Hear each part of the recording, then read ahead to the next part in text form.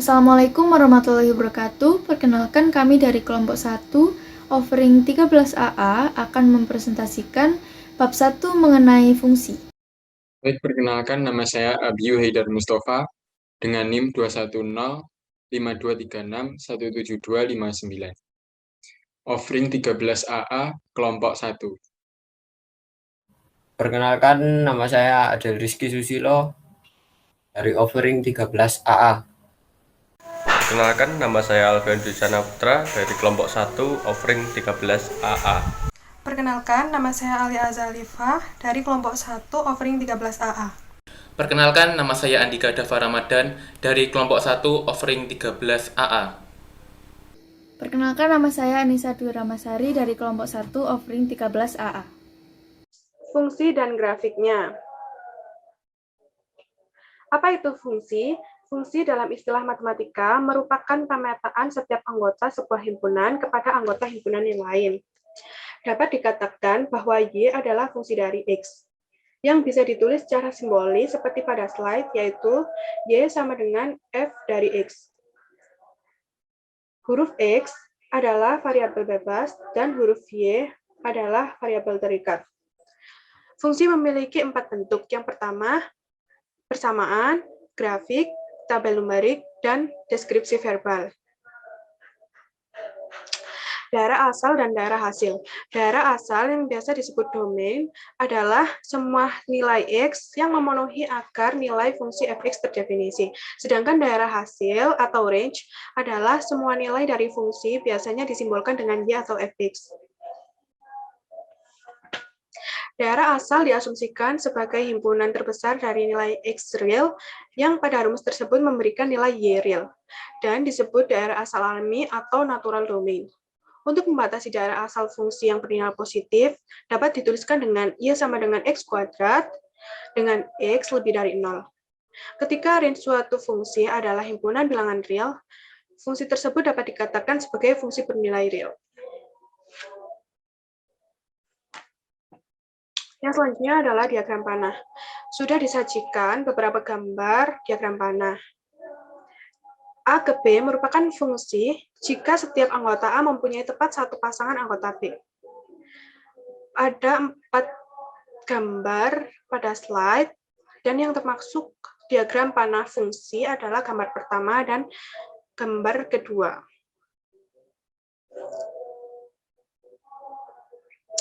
Grafik fungsi. Jika F adalah fungsi dengan daerah asal D, grafik fungsi F yang memuat titik-titik pada koordinat bidang kartesius adalah pasangan input dan output dari F. Notasi himpunan grafik tersebut adalah X, Fx dengan X elemen D.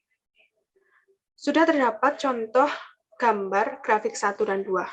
Grafik 1 merupakan grafik Fx sama dengan X plus 2 berupa garis lurus.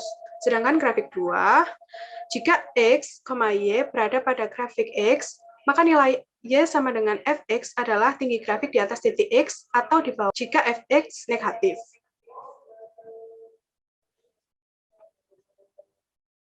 Cara lain untuk merepresentasikan fungsi adalah secara numerik dengan menggunakan tabel nilai yang disebut dengan diagram pencar atau scatter plot. Sudah disajikan gambar contoh diagram pencar. Selanjutnya adalah uji garis vertikal untuk fungsi. Tidak semua kurva pada koordinat bidang datar merupakan grafik fungsi. Fungsi f mungkin hanya mempunyai satu nilai fx untuk setiap x dalam domain, sehingga tidak ada garis vertikal yang memotong grafik tersebut lebih dari satu kali. Dan lingkaran bukanlah grafik fungsi karena beberapa garis vertikal memotong lingkaran 2 kali. Dapat dilihat pada gambar ketiga lingkaran yang telah tersedia di layar.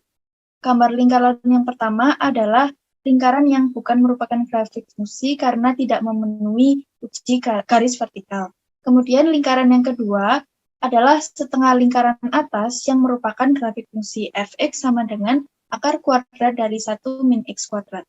Kemudian lingkaran yang ketiga, yaitu setengah lingkaran bawah, adalah grafik fungsi gx sama dengan min akar kuadrat dari 1 min x kuadrat.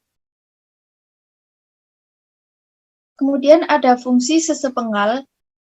yaitu fungsi dapat dijelaskan juga dalam penggalan-penggalan menggunakan rumus yang berbeda untuk bagian yang berbeda dari domainnya. Contohnya adalah fungsi nilai mutlak. Lalu ada fungsi naik dan fungsi turun.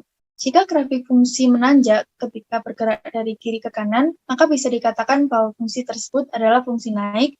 Sebaliknya, jika grafik fungsi jatuh ketika bergerak dari kiri ke kanan, maka fungsi tersebut dikatakan fungsi turun. Misalkan f adalah fungsi yang terdefinisi pada interval i, dan misalkan x1, x2 adalah sembarang titik di i. Jika fx2 lebih besar dari fx1, untuk x1 lebih kecil dari x2, maka f dikatakan naik pada i. Kemudian, jika fx2 lebih besar dari fx1, untuk x1 kurang dari x2, maka f dikatakan turun pada i juga. Fungsi genap dan fungsi ganjil. Grafik fungsi genap dan fungsi ganjil memiliki properti simetri, yaitu fungsi y sama dengan fx adalah fungsi genap dari x jika f min x sama dengan fx, dan fungsi ganjil dari x jika f min x sama dengan fx, untuk setiap x di daerah hasil fungsi. Dapat diperhatikan pada grafik A merupakan sebuah fungsi genap simetris terhadap sumbu y karena f min x sama dengan fx di titik x, y berada pada grafik jika dan hanya jika titik min x dan y berada pada grafik. Dapat dilihat pada grafik A, yaitu grafik sebuah fungsi genap simetris terhadap sumbu y karena f min x sama dengan fx. Titik x, y berada pada grafik jika dan hanya jika titik min x, y berada pada grafik tersebut. Pencerminan terhadap sumbu y tidak membuat grafik berubah. Kemudian untuk gambar B atau grafik B adalah sebuah fungsi ganjil simetris terhadap titik asal. Karena f min x sama dengan min fx. Titik x, y berada pada grafik jika dan hanya jika titik min x, min y berada pada grafik tersebut. Dan dengan cara yang sama, grafik tersebut simetris terhadap titik asal jika rotasi 180 derajat mengelilingi titik asal tidak membuat grafik berubah. Kemudian perhatikan bahwa definisi di atas mengimplikasikan bahwa x dan min x harus berada di daerah asal f. Fungsi-fungsi umum. Yang pertama ada fungsi linear yang memiliki bentuk umum fx sama dengan mx plus b untuk konstanta m dan b merupakan fungsi linear. Dapat dilihat pada grafik A yang memperlihatkan jajaran garis fx sama dengan mx dengan b sama dengan 0 sehingga garis-garis tersebut melewati titik asal. Fungsi fx sama dengan x dengan m sama dengan 1 dan b sama dengan 0 disebut dengan fungsi identitas. Kemudian fungsi konstan dihasilkan pada saat kemiringan m sama dengan 0 dan dapat dilihat pada gambar B. Fungsi linear dengan kemiringan positif dan grafiknya melewati titik asal disebut hubungan kesebandingan atau proporsionalitas. Dua variabel y dan x dikatakan proporsional atau sebanding satu sama lain jika salah satu di antaranya selalu merupakan perlipatan konstan dari variabel lain, yaitu jika y sama dengan kx untuk semua konstanta tak 0k. Jika variabel y sebanding dengan kebalikan dari x, yaitu 1 per x, maka terkadang y disebut berbanding terbalik dengan x karena 1 per x adalah inverse perkalian dari x. Selanjutnya dari fungsi-fungsi umum ada fungsi pangkat yang memiliki bentuk umum fungsi fx sama dengan x pangkat a dengan a sebagai konstanta. Ada beberapa kasus penting yang perlu diperhatikan di sini. Yang pertama adalah kasus a sama dengan n yang merupakan sebuah bilangan bulat positif. Grafik fx sama dengan x pangkat n untuk n sama dengan 1, 2, 3, 4, dan 5 diperlihatkan pada grafik yang ada di bawah ini. Fungsi-fungsi tersebut terdefinisi untuk semua nilai real x. Semakin besar pangkat n, maka kurva fungsi cenderung rata dengan sumbu x pada interval min 1,1 dan titik asal. Grafik fungsi berpangkat genap simetris terhadap sumbu y, sedangkan grafik fungsi berpangkat ganjil simetris dengan titik asal. Fungsi berpangkat genap turun pada interval min tidak terhingga, 0, dan naik pada interval 0, tidak terhingga. Fungsi berpangkat ganjil naik di sepanjang garis bilangan real min tidak terhingga, tidak terhingga. Untuk kasus yang kedua, yaitu A sama dengan min 1 atau A sama dengan min 2, grafik fungsi fx sama dengan x pangkat min 1 sama dengan 1 per x, dan grafik gx sama dengan x pangkat min 2 sama dengan 1 per x pangkat 2 diperlihatkan pada grafik di samping ini. Kedua fungsi tersebut terdefinisi untuk setiap x bukan sama dengan 0, dan kalian tidak akan pernah dapat melakukan pembagian dengan 0. Grafik y sama dengan 1 per x berbentuk hiperbola, xy sama dengan 1, yang mendekati sumbu koordinat ketika posisinya jauh dari titik asal.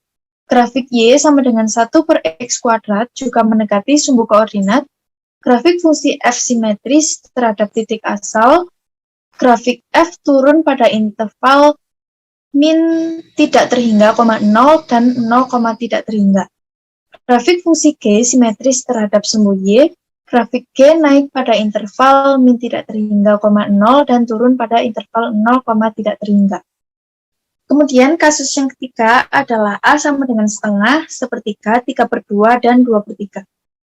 Fungsi fx sama dengan x pangkat setengah sama dengan akar kuadrat dari x, dan gx sama dengan x pangkat sepertiga sama dengan akar pangkat 3 dari x adalah fungsi akar kuadrat dan fungsi akar kubik.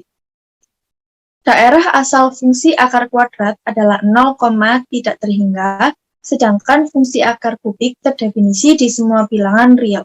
Grafik fungsi akar kuadrat dan fungsi akar kubik disajikan pada grafik yang ada di bawah sini bersamaan dengan grafik y sama dengan x pangkat 3/2 dan y sama dengan x pangkat 2/3, dan perlu diingat bahwa x pangkat 3/2 sama dengan x pangkat setengah dikalikan pangkat 3, dan x pangkat 2/3 sama dengan x pangkat sepertiga dikalikan pangkat 2.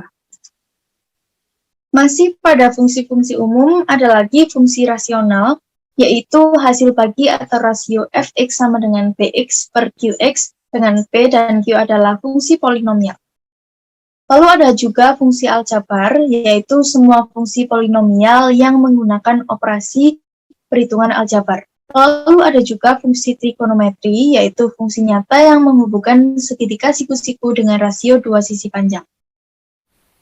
Fungsi eksponensial. Fungsi eksponensial merupakan fungsi yang berbentuk fungsi x sama dengan a pangkat x dengan bilangan dasar a lebih dari 0 adalah sebuah konstanta positif dengan a tidak sama dengan 1.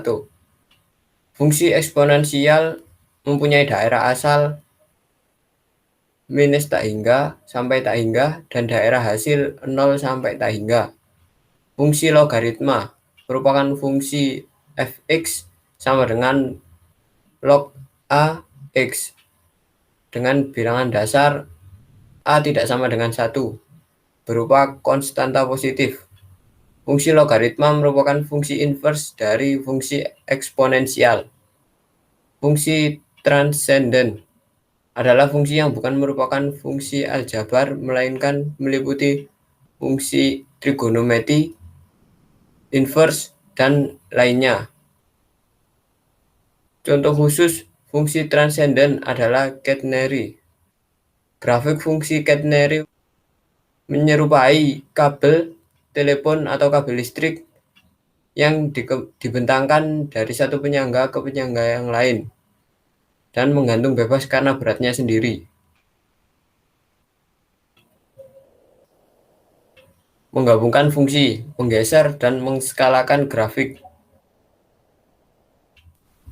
Jumlah, selisih, hasil kali, dan hasil bagi. Seperti bilangan, fungsi juga dapat ditambah, dikurangi, dikalikan, dan dibagi, kecuali jika penyebutnya 0. Untuk membuat fungsi baru, jika f dan g adalah fungsi, maka untuk setiap x yang berada di kedua daerah asal f dan g, artinya untuk x elemen domain f irisan domain g, g kita mendefinisikan F plus G, F min G, dan Fg dengan rumus dalam kurung F plus G kali X sama dengan Fx plus Gx dalam kurung F min G kalikan X sama dengan Fx min Gx dalam kurung Fg kalikan X sama dengan Fx kalikan Gx. Perhatikan bahwa tanda plus pada ruas kiri persamaan pertama merepresentasikan penjumlahan fungsi, sedangkan tanda plus pada ruas kanan persamaan berarti penambahan bilangan real Fx dan Gx. Pada sembarang titik di domain F irisan domain G dengan Gx tidak sama dengan 0, kita juga dapat mendefinisikan fungsi F per G dengan rumus F per G kalikan X sama dengan Fx per Gx, di mana Gx tidak sama dengan 0. Fungsi juga dapat dikalikan dengan konstanta jika C adalah bilangan real. Maka fungsi Cf didefinisikan untuk semua X dalam daerah asal F dengan Cf kalikan X sama dengan Cfx.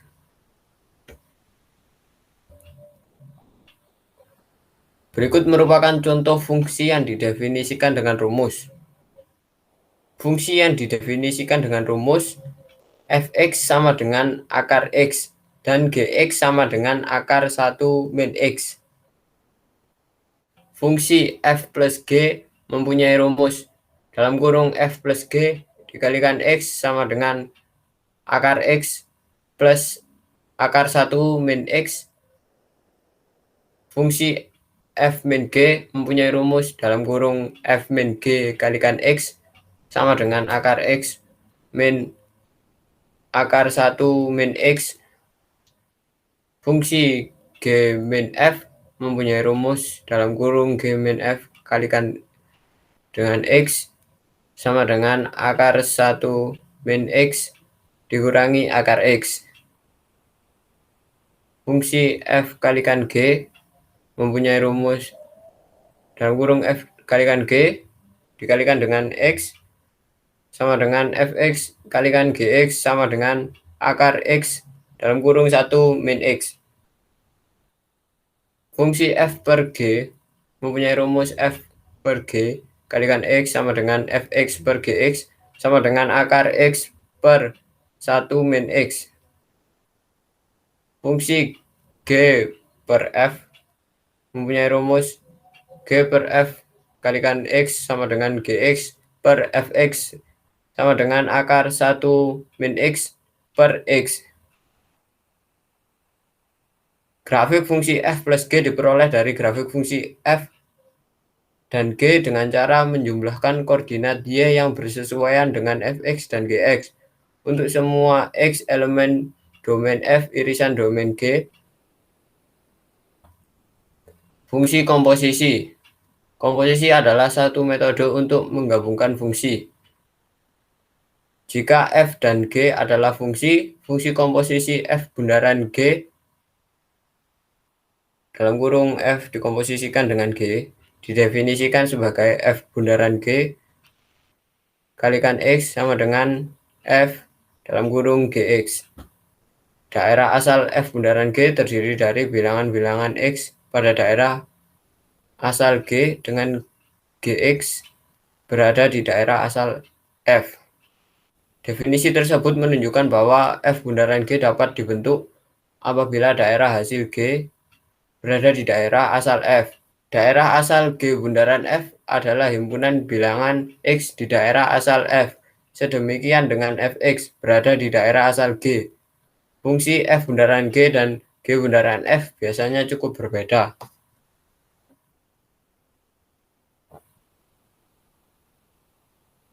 Pergeseran grafik fungsi. Cara umum untuk memperoleh fungsi baru dari fungsi yang sudah ada adalah dengan cara menambahkan konstanta ke setiap output dari fungsi yang sudah ada atau ke variabel inputnya.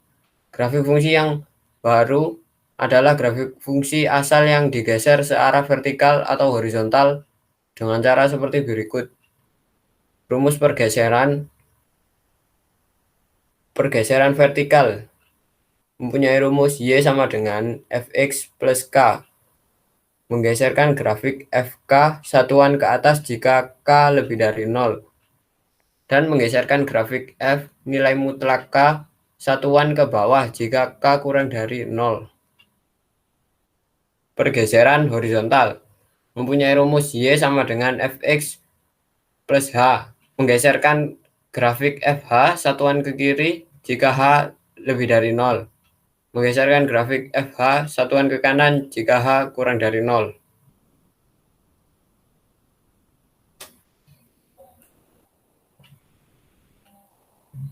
Penskalaan dan pencerminan grafik fungsi.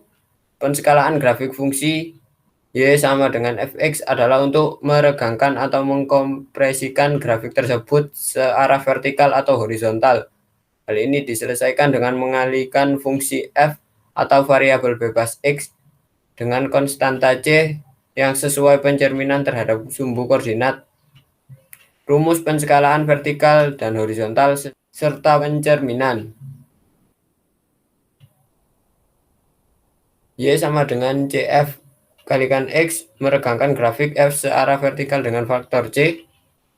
Y sama dengan 1/C Fx mengkompresikan grafik F searah vertikal dengan faktor C.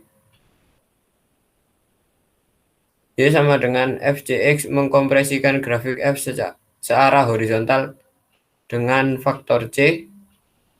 Y sama dengan F dalam kurung X/C meregangkan grafik F searah horizontal dengan faktor C. Untuk C sama dengan -1, grafik dicerminkan Y sama dengan min F dalam kurung X mencerminkan grafik F terhadap sumbu min X, dan Y sama dengan F dalam kurung min X mencerminkan grafik F terhadap sumbu min Y. Baik, saya akan melanjutkan presentasi teman saya. Pada poin 1.3, yaitu tentang fungsi trigonometri. Pada subbab ini, kita akan membahas tentang ukuran radian dan fungsi-fungsi trigonometri dasar.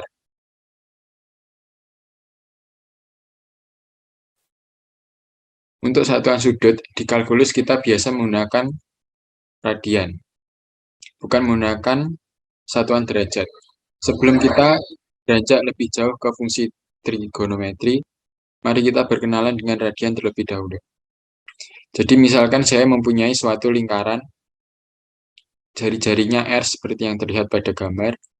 Nah, ketika panjang busur sama dengan panjang jari-jari lingkaran, maka inilah yang disebut dengan 1 radian.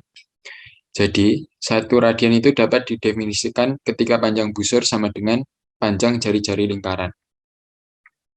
Kalau kita meneruskan pada setengah lingkaran, terdapat 3,14 sekian radian, atau sama dengan pi radian. Sedangkan untuk 1 lingkaran penuh, terdapat 2 pi radian. Untuk 1 radian, dapat kita peroleh dengan membagi 180 derajat dibagi dengan pi, yaitu dapat diperoleh 57,3 derajat. Sedangkan 1 derajat sama dengan 0,017 radian. Berikut adalah tabel sudut yang diukur dalam derajat dan radian. Teman-teman bisa melihatnya.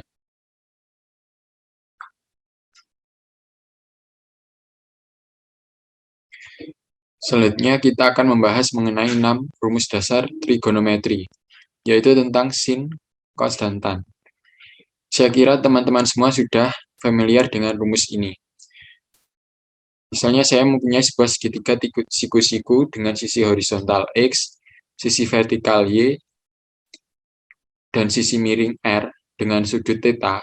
Sin θ dapat diketahui dengan membagi sisi di depan sudut yaitu Y, dengan sisi miring yaitu R. Selanjutnya kita akan bahas mengenai 6 rumus dasar trigonometri, yaitu tentang sin, cos, dan tan. Saya kira teman-teman semua sudah familiar dengan rumus ini. Misalnya saya mempunyai sebuah segitiga siku-siku dengan sisi horizontal X, sisi vertikal Y, dan sisi miring R dengan sudut θ. Sin theta dapat diketahui dengan membagi sisi di depan sudut, yaitu Y, dengan sisi miring, yaitu R. Cos theta dapat diperoleh dengan membagi sisi di samping sudut, yaitu X, dengan sisi miring, yaitu R. Sedangkan tan theta dengan membagi sisi depan sudut, yaitu Y, dan sisi di samping sudut, yaitu X. Dan untuk kosekan, sekan, dan kotangen adalah kebalikan dari sin cos tan. 6 rumus tersebut juga dapat diperluas di antaranya. Tangen theta dapat diperoleh dengan membagi sin theta dengan cos theta. Sekan theta dapat diperoleh dengan membagi 1 dengan cos theta. Kotangen theta dapat diperoleh dengan 1 dibagi dengan tan theta. Kosekan theta dapat diperoleh dengan 1 dibagi sin theta.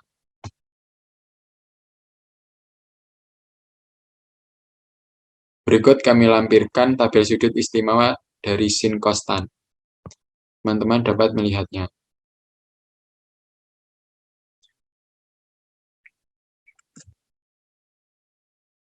Selanjutnya kami akan membahas keperiodokan dan grafik fungsi trigonometri. Kita menggambarkan perilaku yang berulang tersebut dengan mengatakan bahwa keenam fungsi yang dibahas sebelumnya merupakan fungsi periodik, di mana fungsi fx merupakan fungsi periodik. Jika ada bilangan positif p sedemikian hingga fx plus p sama dengan fx untuk setiap nilai x, nilai terkecil p adalah periode fungsi f. Berikut adalah periode fungsi trigonometri pada periode pi dan periode 2pi. Gambar yang di tengah ini merupakan grafik 6 fungsi trigonometri yang menggunakan ukuran radian. Daerah yang diberi warna yang lebih gelap pada grafik itulah yang menandakan keperiodekannya. Untuk X genap didapat hasil positif untuk kosinus dan sekan. Sedangkan untuk X ganjil didapat hasil negatif untuk sinus. Maaf, itu tangen ya teman-teman. Selanjutnya ada kosekan dan kotangen. Baik, di sini saya akan menjelaskan mengenai identitas trigonometri. Jadi konsep dasar dalam menentukan identitas trigonometri adalah berdasarkan konsep teorema Pythagoras.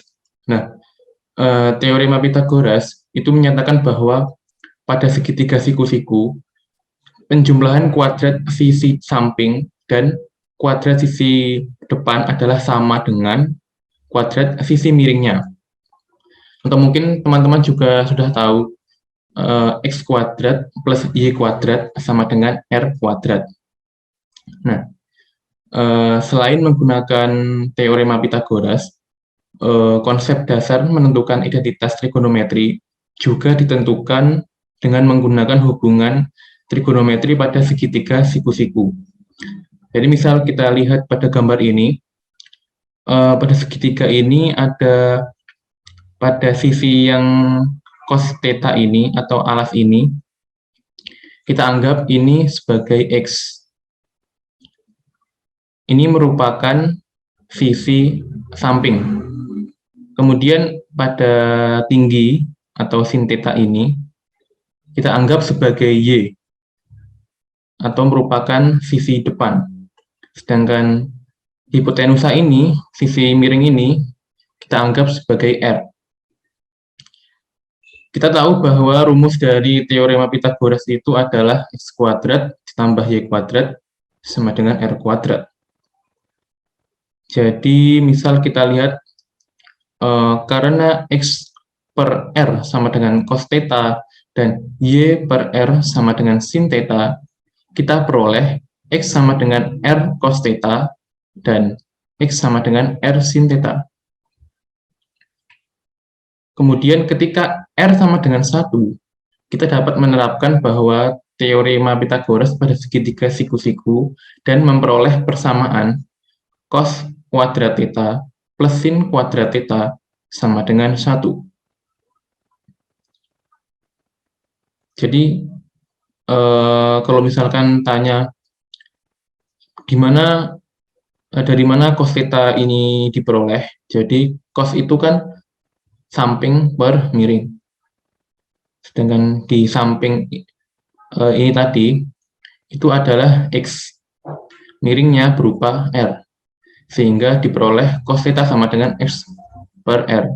Begitu pula dengan sin theta, Y per R. Kemudian dari persamaan ini, benar untuk semua nilai theta. Dengan membagi persamaan ini secara bergantian, dengan cos kuadrat theta dan sin kuadrat theta memberikan rumus diperoleh 1 plus tan kuadrat theta sama dengan sekan kuadrat theta. Dan 1 plus kotan kuadrat theta sama dengan kosekan kuadrat theta. Kemudian untuk memperoleh persamaan identitas trigonometri ini, kita hubungkan konsep dari teorema Pythagoras dan hubungan trigonometri pada segitiga siku-siku. Identitas trigonometri yang pertama, yang cos kuadrat theta plus sin kuadrat theta sama dengan 1, itu kita peroleh dengan membagi persamaan teorema Pythagoras dengan sisi miringnya. Jadi, x kuadrat plus y kuadrat sama dengan r kuadrat, itu dibagi dengan r kuadrat. Nah, diperolehlah cos kuadrat theta plus sin kuadrat theta sama dengan 1. Kemudian identitas trigonometri yang kedua ini, yang bawah ini, kita peroleh dengan sama membagi persamaan teorema Pythagoras dengan kuadrat sisi x atau dengan sisi cos theta. Sehingga diperoleh 1 plus kotan kuadrat theta sama dengan kosekan kuadrat theta. Kemudian untuk yang ketiga ini, kita peroleh dengan membagi dengan kuadrat sisi y atau sin theta. Sehingga diperoleh 1 plus tan kuadrat theta sama dengan sekan kuadrat theta sama dengan sekan kuadrat theta.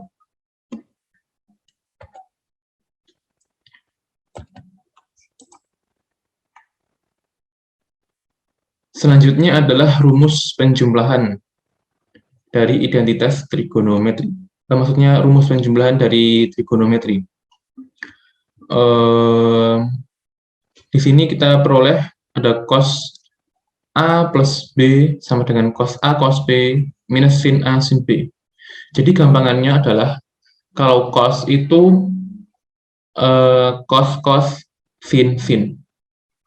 Kalau di depan lambangnya plus, maka di penyelesaiannya diganti minus. Misal cos A plus B. Jadinya cos A cos B min sin A sin B. Kalau cos A min B, itu tandanya dibalik jadi plus. Jadi cos A cos B plus sin A sin B. Nah, di bawahnya adalah sin A plus B, sama dengan sin A cos B plus cos A sin B. Kalau sin itu gampangannya adalah sin cos sin. Kalau tanda bacanya, lambangnya ini, plus minusnya itu sama. Kalau di soal plus, di penyelesaiannya juga plus. Di soalnya minus, di penyelesaiannya juga minus. Ini untuk cos dan sin. Apabila tangen, itu rumusnya adalah tan A plus B sama dengan tan A plus tan B per 1 min tan A tan B. Jadi kalau plus itu yang di bawah itu minus, jadi tan A plus tan B per 1 min tan A tan B. Kebalikannya, kalau tan A min B sama dengan tan A min tan B min tan B per 1 plus tan A tan B.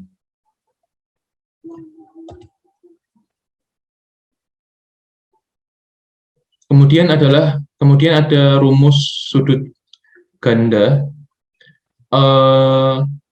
Kita lihat cos 2 theta itu sama dengan cos kuadrat theta min sin kuadrat theta. Kemudian sin 2 theta sama dengan 2 sin theta cos theta. Nah, dari mana cos kuadrat theta minus sin kuadrat theta dan 2 sin theta cos theta ini diperoleh? Jadi ini diperoleh dari operasi penjumlahan tadi. Rumus penjumlahan tadi kita masukkan, kemudian kita selesaikan soalnya. Kemudian nanti pada akhirnya, jawaban akhirnya adalah ketemu ini, cos kuadrat theta min sin kuadrat theta, dan 2 sin theta cos theta.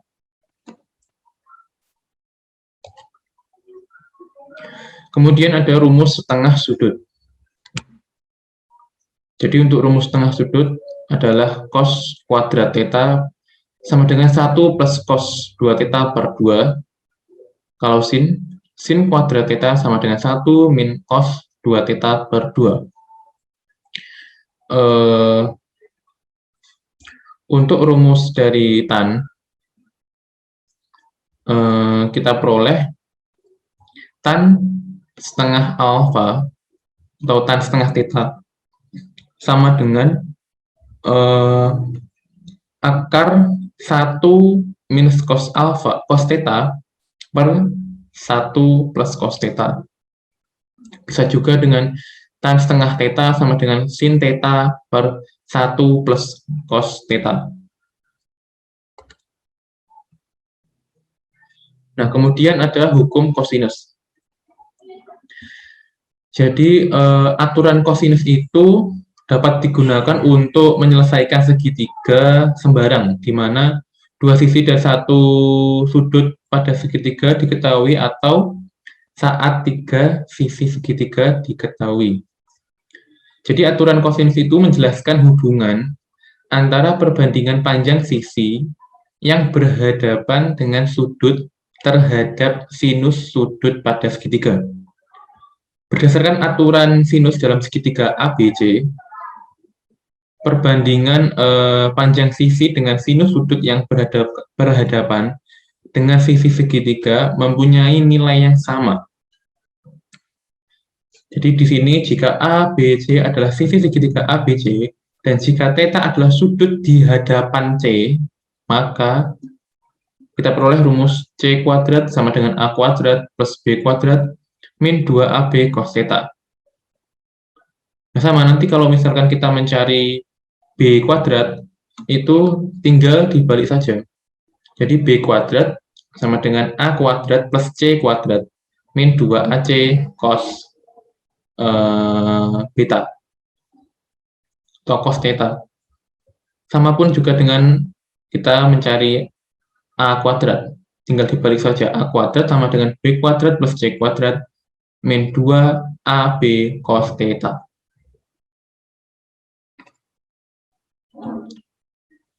Kemudian ada 2 ketaksamaan atau ketidaksamaan khusus. Jadi untuk sembarang sudut theta yang diukur dengan radian, fungsi sinus dan kosinus memenuhi minus nilai mutlak dari theta kurang dari sama dengan sin theta kurang dari sama dengan mutlak theta. Kemudian minus mutlak theta kurang dari sama dengan 1 min cos theta kurang dari sama dengan nilai mutlak theta. Nah, untuk memperoleh rumus tadi, itu dilakukan dengan cara yang pertama dari teorema Pythagoras. Ini, bahwa AP kurang dari nilai mutlak theta itu kita peroleh sin kuadrat theta plus 1 min cos theta kuadrat dalam kurung kuadrat sama dengan AP kuadrat kurang dari sama dengan theta kuadrat.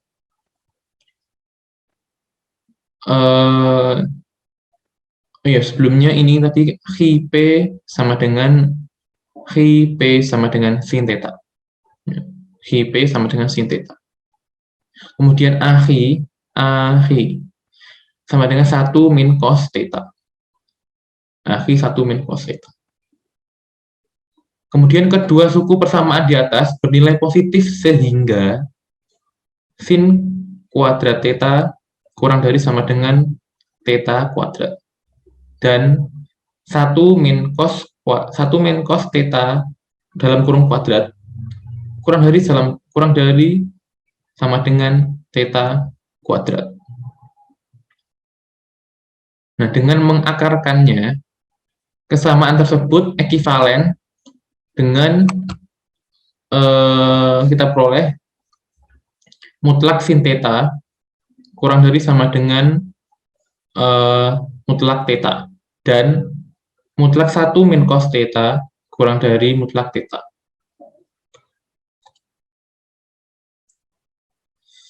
Kemudian ada transformasi grafik trigonometri. Nah, jadi rumus umumnya itu, atau persamaan umumnya itu Y sama dengan AF dikali B kali X plus C dalam kurung Y plus D. Dibagi menjadi 4, ada peregangan atau kompresi vertikal, pencerminan terhadap Y sama dengan D jika negatif. Kemudian peregangan atau kompresi horizontal, pencerminan terhadap X sama dengan min C jika negatif. Kemudian ada pergeseran vertikal. Nah, pergeseran vertikal itu grafik suatu fungsi trigonometri akan berpindah secara vertikal jika ditambah atau dikurangi dengan sembarang bilangan real dengan syarat bilangan tersebut bukan bilangan nol. Kemudian pergeseran horizontal. Sama, grafik suatu fungsi trigonometri akan berpindah secara horizontal jika bagian sudut ditambah atau dikurangi dengan sembarang bilangan real dengan syarat sama bukan bilangan nol.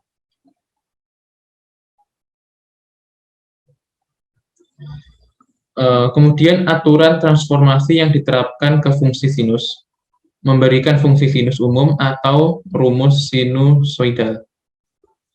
Jadi persamaan umumnya, rumusnya kita peroleh fx sama dengan a sin dalam kurung 2pi kali x plus c ditambah d. Nah, x plus c ini b, atau kita sebut dengan periode. Jadi ini keterangannya, a itu amplitudo, b itu tadi periode, nah c ini pergeseran horizontal, kemudian yang d pergeseran vertikal.